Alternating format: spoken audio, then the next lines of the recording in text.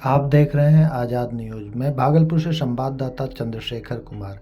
भागलपुर जिले के police line में मानव दुर्व्यवहार पर हितधारकों के लिए एक दिवसीय प्रशिक्षण कार्यालय का किया गया शुभारंभ। इस प्रशिक्षण में पुलिस के महकमे, आला महकमे, थाना प्रभारियों के बीच में विशेष तौर पर दी गई प्रशिक्षण। इस प्रशिक्षण में मानवीय हित धारकों पर क्या किस प्रकार से एक्शन लेनी है उस पर पूर्ण विस्तार से चर्चा की गई। अधिकारियों को समझाया गया, होती अधिकारियों है को कि बताया हम गया क्या क्या आप लाचारी, कर सकते हैं, विवशता, क्या नहीं। खुद की सामाजिक आर्थिक कारण, तो उससे वो आपके कारण है। बच्चा उससे क्यों सफर करेगा? बच्चे को आप वस्तु की तरह नहीं किसी को सौंप सकते हैं, किसी को बेच सकते हैं। किसी उससे आपने कुछ पैसे ले लिए और आपने ये सोचा कि हमारा काम हो गया, हम अब मेरी मेरी मेरी जिम्मेदारी अब खत्म हो गई। जब तक 18 साल का व्यक्ति है, बच्चा माता पिता की प्राइमरी रिस्पॉन्सिबिलिटी, फैमिली रिस्पॉन्सिबिलिटी होती है। ये सेक्शन 3 की धारा 3 किशोर न्याय अधिनियम में जो गाइडिंग प्रिंसिपल्स हैं उसमें लिखा गया है कि जो primary responsibility of family lies with the parents.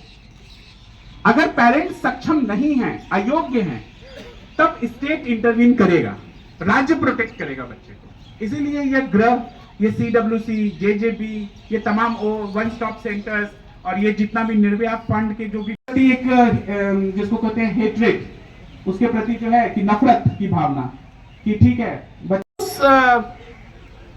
उस छम में जो जिसको कहते हैं छल कपट में वो प्रभावित हो जाता है और वो मूव कर जाता है। यहां आप अब देखिए, कई बार ऐसा होता है कि माता पिता को भी पता होता है, जैसे लड़की चली गई, कई बार देती है कि ठीक है आप सर, आपकी बेटी को मैं शादी करना चाहता हूं, मैं उससे प्रेम करता हूं, ये पैसे लीजिए और मुझे बेटी दे दीजिए। वो तो पहले ही उससे हेट्रेड था या उसके प्रति उसके सम्मान नहीं देखते थे माता पिता। तो ऐसे स्थिति में कभी भी माता पिता आपको फरियादी बनकर के नहीं आएंगे। जब आप ट्रैफिकिंग के मामले में कंसेंट जो है उसका कोई महत्व नहीं है। इसको जानबूझ करके इस एक्ट में डाला गया है क्योंकि वो सहमति से गए हैं, माता पिता की सहमति है, उन्हें पता है कि कोई ले गया है।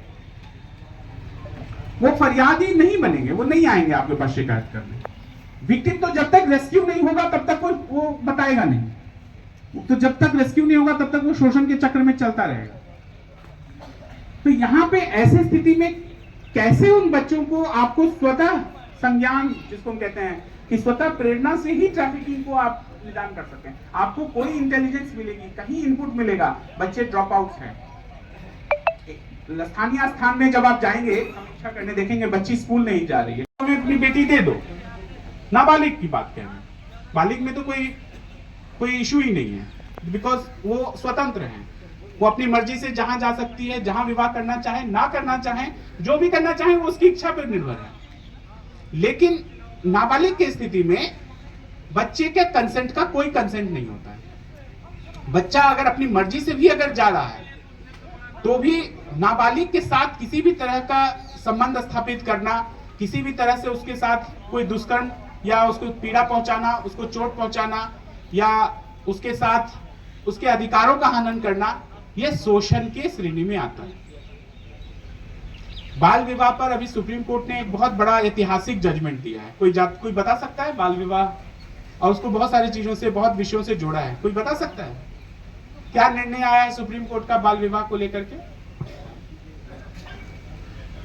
Society for enlightenment and voluntary action, सेवा, SEVA पढ़ा है सर आपने?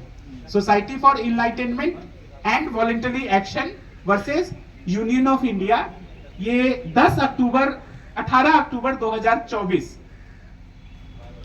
इस साल कई महत्वपूर्ण जजमेंट आए, उसमें एक सबसे बड़ा लैंडमार्क जजमेंट जस्टिस चंद्रचूड़ और जस्टिस पादरीवाला, 2 जजेस की एक बेंच ने एक बहुत कॉम्प्रिहेंसिव जजमेंट चाइल्ड मैरिज के ऊपर दिया है। उसमें उन्होंने कहा है कि कोई भी बच्चा, यदि अगर बाल विवाह की कोई भी सूचना आती है, इवन सस्पेक्टेड केसेस, ये नहीं कि कोई नाम और नामजद व्यक्ति आ रहा है आपके सामने वो लेकर के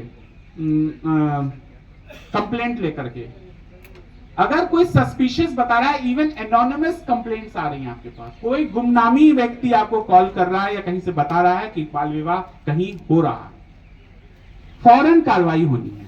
वहां जाके देखना है कि स्थिति क्या है, बच्चा है वो बालिग है, नाबालिग है, ये उसकी 18 वर्ष से कम है या नहीं है, सबसे पहला चीज। और उस विवाह को रोकना है। अगर वो नाबालिग है तो विवाह को तत्काल वहीं रोकना है। विवाह अगर यदि हो चुका है, विवाह रुक गया, कार्रवाई आपकी बहुत अच्छी सफल कार्रवाई हो गई। विवाह अगर हो चुका है तो फिर वो विवाह, जो बाल विवाह करता है, बाल विवाह करवाने वाला, बाल विवाह में शामिल होने वाला, जो भी लोग उसको, जो वहां शामिल होंगे उस पूरे समारोह में, उस अनुष्ठान में, उन सबको अभियुक्त बनाया जाएगा। धारा 9, 10, 11 बाल विवाह अधिनियम, ये प्रावधान, और ये सब संज्ञेय अपराध है। बाल विवाह अपराध संज्ञेय अपराध है। 9, 10, 11 जो भी उसको प्रेरित करता है, उसको बढ़ावा देता है, तो वो सब अभियुक्त हैं, आरोपी हैं। कितनी सजा है बाल विवाह में बताएं? 2 साल की सजा है और 1 लाख रुपए जो है जुर्माना है। इसको अभी ट्रैफिकिंग तो अभी आपने देखा नहीं है, अभी तो आपने बाल विवाह रोक लिया है। अब यहां पे ट्रैफिकिंग इंटरलिंकेजेस आएंगे। कौन लोग हैं ये, कहां से आए हैं, इनका उद्देश्य क्या है? बाल विवाह करना। व्यक्ति क्या है, उम्र है क्या, वर पक्ष भी नाबालिग है? नहीं, ये कोई बालिग है। जैसे ही वर पक्ष बालिग है और कोई नाबालिग बच्ची के साथ संबंध स्थापित करने के लिए, उसके साथ विवाह करने के लिए वो आया है, या उसने, उसकी पूरी तैयारी है, तो यहां पे अब आपको ट्रैफिकिंग देखना है कि क्या ये ट्रैफिकिंग है कि नहीं है। ट्रैफिकिंग सीधा देखता है कि किसी बच्चे का शोषण के प्रयोजन से किसी को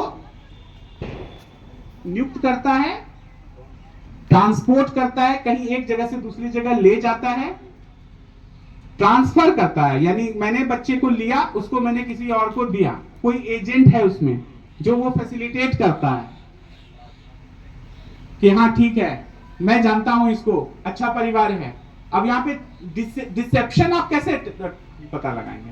ट्रैफिकिंग में मोडस ऑपरेंडी में डिसेप्शन दिया हुआ है, छल कपट, प्रपंच।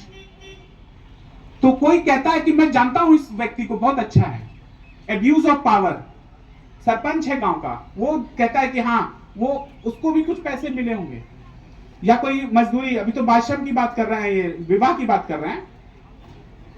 उसे पता है कि राजस्थान में लड़कियों की संख्या कम है, हरियाणा में, राजस्थान में लड़कियां कम हैं, और कोई वहां का कोई जमींदार या कोई भी व्यक्ति आया लड़की को ढूंढते हुए और यहाँ पे ऑफर करता है, और वो सीधा सबसे पहले सरपंच के पास जाएगा कि यहाँ बताइए कि कौन गरीब परिवार है, कौन ऐसा परिवार है जहां